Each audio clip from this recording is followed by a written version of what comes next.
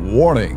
Bitag Live Morning caters to mature audiences. Topics discussed are particularly on hot, timely, current issues purposely intended for Filipino viewers and listeners worldwide.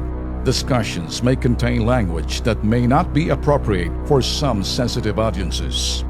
If you do not approve of the content listed above, please do not watch our videos. If you wish to continue, we strongly advise that you proceed with caution. Viewer maturity is advised. Kung uulitin ko ho, ang pagbabago ho kasi, importante, tapyasan ho muna natin, tapang natin. Pagbabago ho sa atin, palanaw ho natin na kung kinakailangan ho, sarili muna natin. Ano bang natutulong natin? Hindi yung tulong mo, sigaw ka lang ng sigaw, ganun ka lang ng ganun. Ay sa akin, tulong dito, sa gawa. At, bawasan ng salita, mas maraming gawa. Ganon si Digong puro gawa ngayon. Ganon siya, gawa.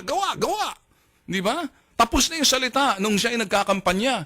Eh, yung iba kasi, sa iba sa atin, sa lipunan, puro salita. Tapos biglang gagawa, boom, papatay na lang.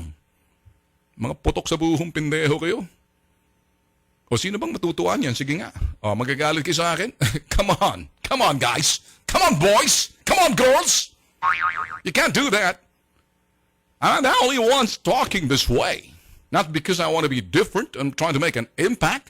Not because I'm trying to impress you, but to impress upon you, change is a must, and it changes slowly here. But slow down.